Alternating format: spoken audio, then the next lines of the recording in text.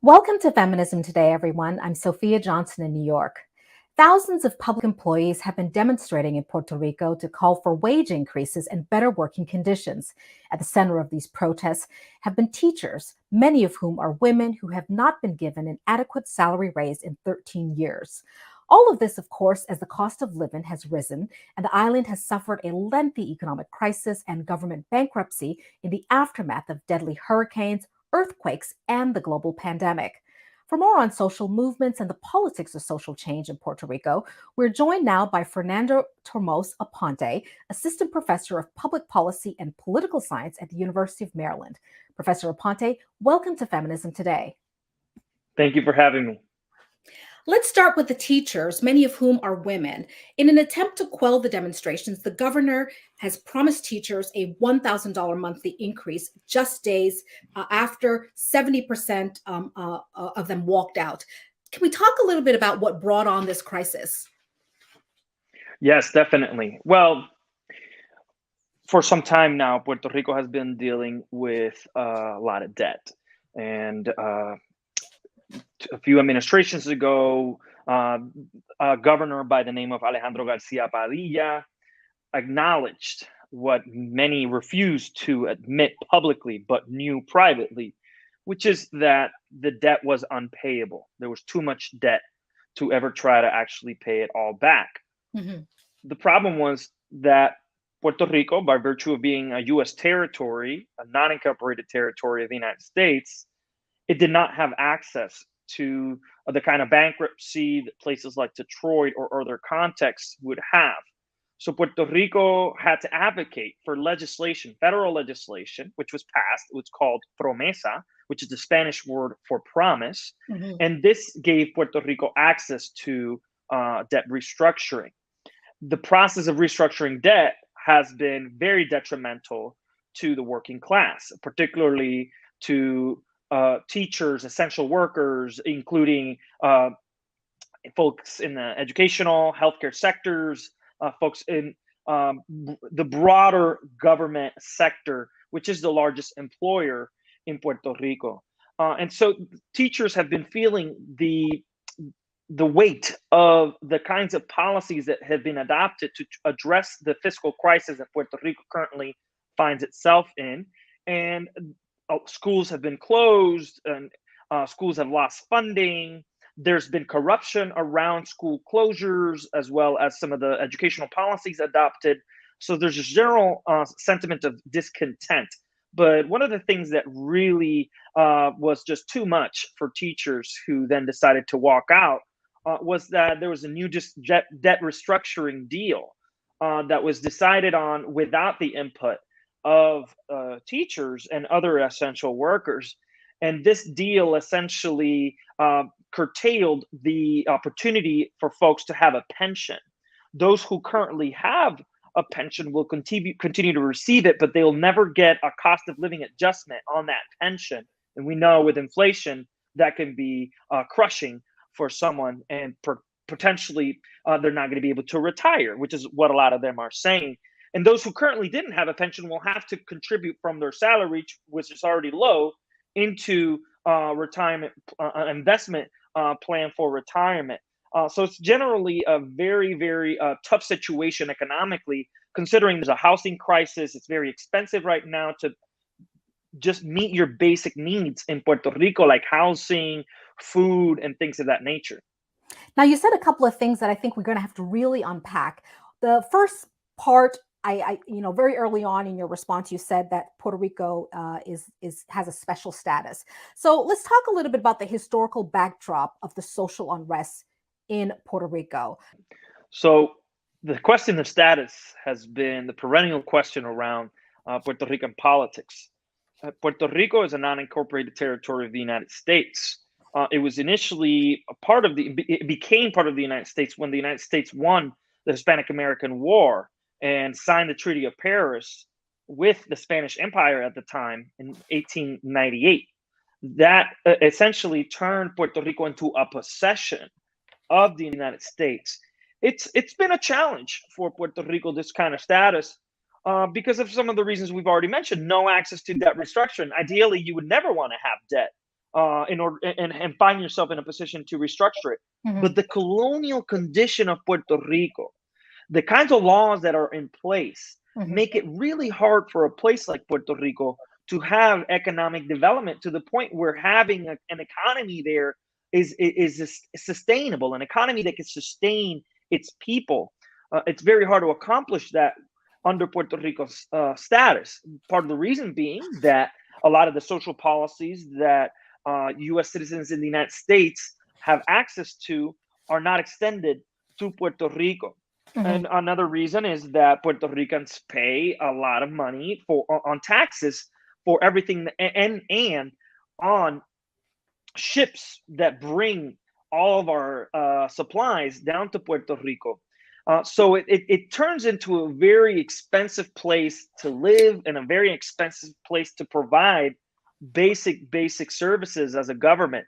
So those are some of the historical reasons for why Puerto Rico found itself in this kind of juncture where there's this fiscal crisis, and a lot of people are concerned because even though there's now a debt restructuring deal that is controversial, some have said even if Puerto Rico manages to pay off the remaining debt now that some has been forgiven, um, there's no economic model that has been proposed that folks can say, "Oh, okay, well, there's a future that looks bright in terms of economic development, and Puerto Rico won't need to continue to borrow and borrow and borrow to meet its basic needs." Folks don't see that right now. There's no such proposal for economic development in Puerto Rico. And it sounds like a lot like the 2008 financial crisis, the global pandemic, the hurricanes. All these experiences have really exasperated the conditions, the economic condition in Puerto Rico. Wouldn't you agree? That's right. That's right. I mean, it's been a series of, folks call them compounding hazards, compounding disasters that have political, economic, and atmospheric dimensions.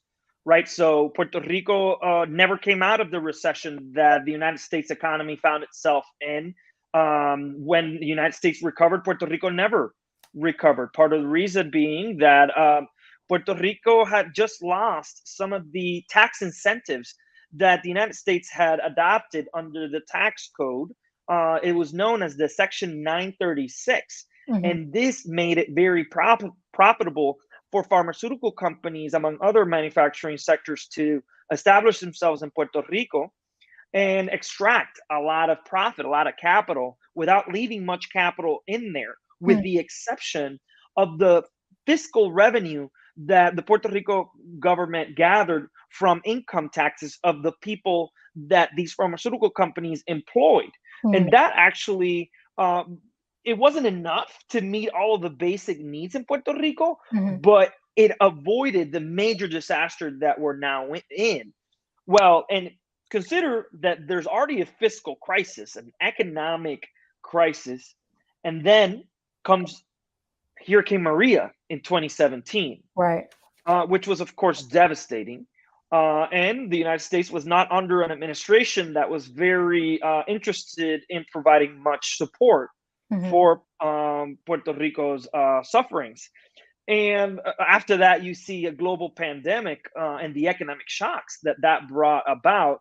And this is why folks are talking about compounding disasters, is disaster after disaster. Mhm. And there gets to a point where once you lose so much working age population, and all Mm. of a sudden you have these huge obligations with folks who are in their older age and young people, you're really in a difficult situation to run a successful economy in that context. It sounds like the market reforms were on balance either not well structured or well planned for the Puerto Rican economy in terms of the fact that the multinational corporations came in and basically extracted the wealth, the resources. So I wonder then, with these experiences, where Puerto Rico is in terms of planning beyond its tethered relationship to the mainland.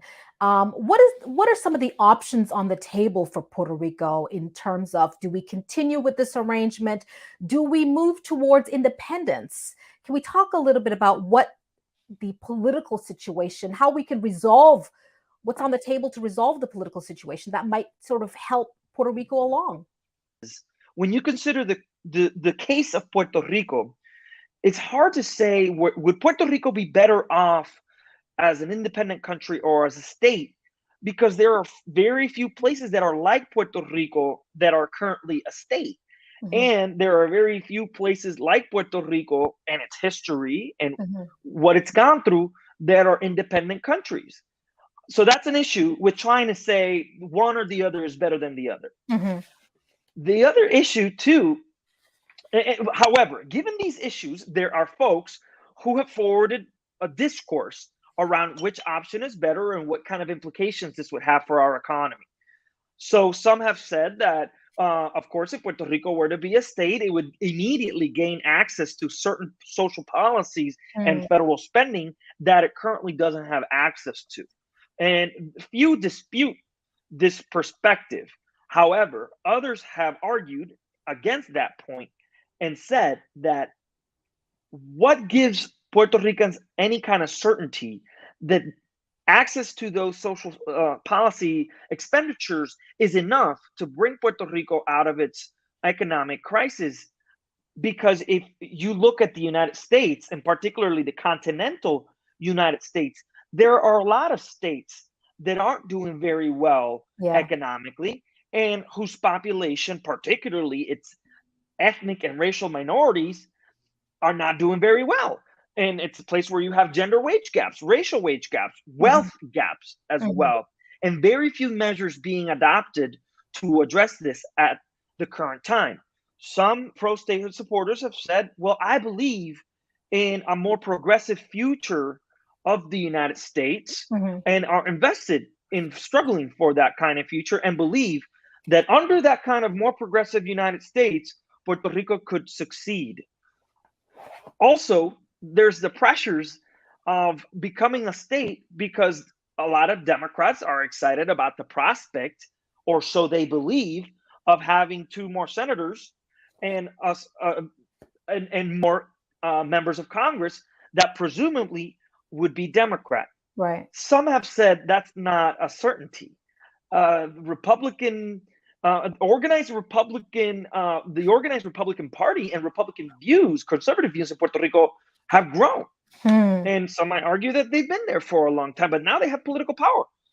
And there have been statewide elected officials who are members of the Republican Party.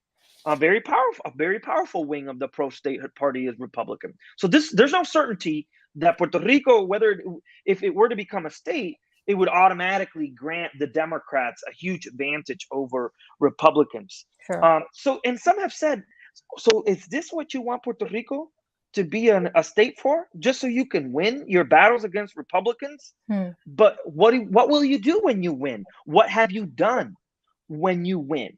Have you helped Puerto Ricans, or have you helped Latinx people more generally, or minorities more generally in the United States? Some say that they haven't. So those are parts of the debates around this question of where do we go? So these are some of the issues around resolving the matter of status. It's very divisive.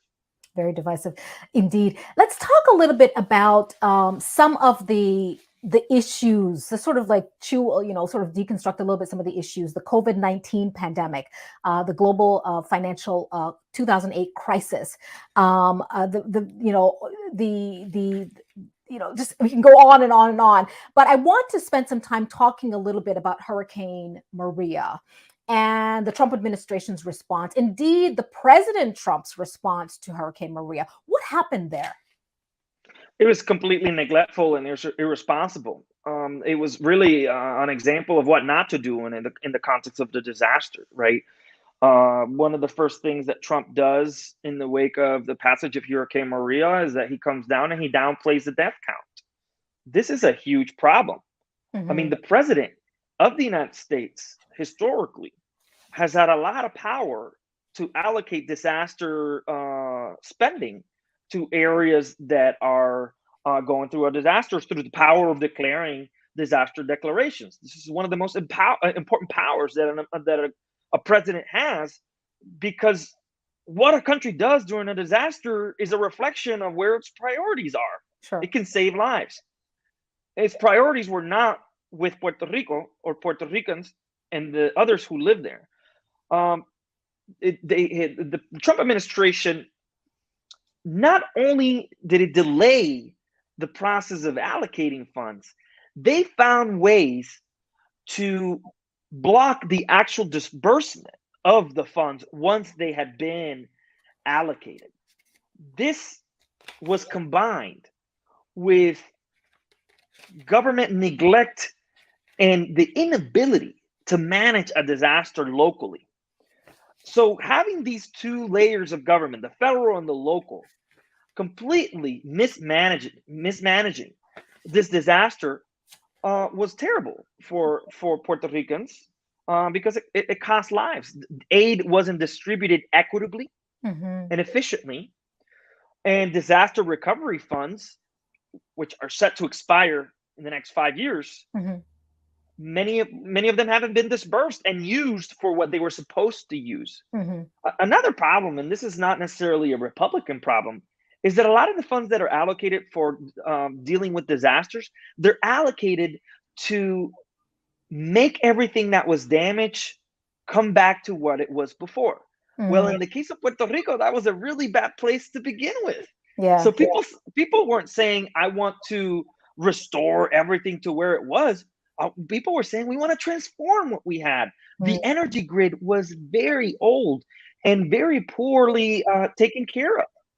Puerto Rico had divested itself from its energy company, and instead it had taken out bonds against it to finance other kinds of spending that was essentially oftentimes very controversial and not necessarily legal. But neither the federal government nor the local government have wanted to audit this debt. And in the process, they've really sunk some of its public agencies, including energy, water, among other agencies. So it's been a perfect storm of federal and local government mismanagement that has left Puerto Ricans in a really bad place in terms of dealing with some of the crises that have come across the world in the past few decades, like the 2008 crisis, and then COVID-19, and of course, Hurricane Maria. Let's talk a little bit about the Oversight Board. Can you tell us a little bit about where we are with that, what's happening with that, what are the strengths, the pros and cons of this structure? This was really controversial because folks needed a way out of the amount of debt that Puerto Rico was under. No one questioned that. But what was the question really was, what is the way out of that debt? Some have called for debt forgiveness. Some even said, I mean, this is a form of reparations for the history that the United States had in Puerto Rico, which has been very violent and very exploitative. Well, others saw the federal Fiscal Oversight Board as a potential bright light. And one of the reasons that they argued that the Fiscal Oversight Board would be good for Puerto Rico was that they hoped that it would bring transparency and efficiency to the Puerto Rican government. That finally they would take all that partisan nonsense out of policy making, and that they would really make this government more efficient and cut all of the unnecessary spending.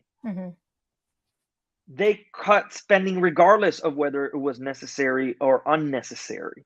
It did not necessarily lead to a more efficient government, and they never audited the debt that they then were in charge of restructuring under the supervision of federal judge, and they didn't bring more transparency to the way in which the Puerto Rican government was operating. There's still been corruption cases, even under the oversight of the Fiscal Control Board. So some folks are really upset with the way that this board was implemented. The fact that Puerto Rico did not have a voting representative in Congress. Under its status, it had very few bits of autonomy left, one of which was the power to oversee its budget. It lost that last bit of autonomy with the creation of this Fiscal Oversight Board. And in the process, this Oversight Board cut university spending almost by half. This was super detrimental to a highly educated population that often finds solution to its problems through its public higher education institutions, as well as cuts to essential services, things like power line workers who were needed after Hurricane Maria, cuts to education, cuts to healthcare, the things that you need to sustain life. This Fiscal Oversight Board proved itself not to be concerned over those things, but just exclusively to balance the budget. Yeah. Let's shift gears a little bit. Let's talk a little bit about identity politics in Puerto Rico. Where we are with that, we see people on the streets. We see, we see groups coming together. How cohesive, or how smooth is the collective running right now? What does that look like? Puerto Rico is experiencing a racial reckoning, which is similar, but it has its uniqueness right now. And it's been really fascinating to observe. So one of the pieces of evidence of this racial reckoning is that a lot of Puerto Ricans used to identify themselves exclusively as white, despite the ethno-racial history of Puerto Rico. In the most recent census of 2020, there was a dramatic shift in the ways in which people identify themselves. Whereas now you have a lot of mixed folks identifying as mixed race, folks identifying as Black Puerto Ricans. We knew there was a sizable Black Puerto Rican population, but more folks are identifying themselves as such in the US Census. So this is an interesting process, and it predates some of the Black Lives Matter uprisings that have taken place, but many would argue that it was exacerbated during that process, in part due to the activism of Black feminists in Puerto Rico, organizations, longstanding organizations, as well as new organizations that have brought new energies to feminist struggles with a racial lens and an anti-capitalist lens. There are organizations now that are seeking to build popular struggle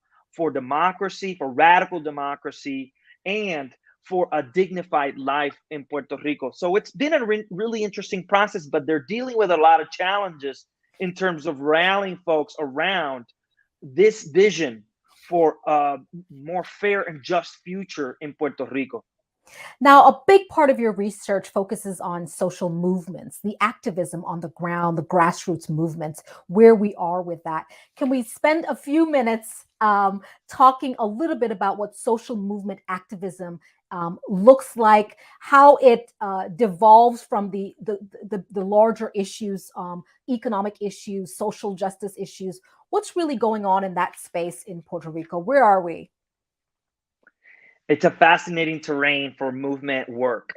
Puerto Rico has the longstanding organizing tradition of folks who are seeking to resolve the perennial question of status. And then these folks are also divided around how they feel about how the economy should be organized. You have a longstanding tradition of leftists and socialists who want a more equitable distribution of resources, but you also have folks on both sides of the status spectrum who don't believe in a more equitably distributed more equitable distribution of resources. So there's those divisions within progressive sectors as well as conservative sectors. But in the progressive sector, I have documented a rise of a new left, new organizing energies that are learning and building off of what their predecessors have done, but also trying to learn from some of the mistakes that they've made in the past and some of its more male dominated past. So you're now seeing that a lot of organizing and activism in Puerto Rico is much more invested in women's leadership, Black women's leadership, non-gender binary leadership. And it's more concerned with not just the question of independence or statehood and socialism versus capitalism, but also much more invested in questions around gender and questions around race, ethnicity, sexuality, as well as climate change. Insofar as groups who are interested in these different issues begin to coordinate action across their groups, I see a left that is becoming stronger and that has proven its strength recently with the ouster of the governor in 2019, a fascinating display of force of folks who were signaling a need for a dramatic shift in the ways things are organized in Puerto Rico. And we see that the energies are still there with the most recent walkouts of the past few weeks, led by teachers and other essential workers. Is this something Governor Pierre Luisa should be concerned about? Absolutely. Governor Puerlisi came into power under dubious circumstances when he appointed himself as governor. And he was removed from office by the Puerto Rico Supreme Court and then barely won the gubernatorial election. In fact, I have some research where I identified that the ways in which disaster recovery resources were distributed may have given the incumbent party, the pro-state party, the edge over the election. So they are on a very fragile standing, and they have lost a lot of support over the past 20 years to the point where we're now seeing that we may not be too far from emerging parties breaking with the two-party system that has ruled Puerto Rico throughout its history since its constitution in 1952. Final question. What should economic activism and advocacy on the mainland look like for Puerto Rico over time? Puerto Rico solidarity should not be based on the advantages that Democrats might gain by virtue of making Puerto Rico a state. It should be based on principles of equality, of humanity, of a shared value for life, for justice, for dignified life.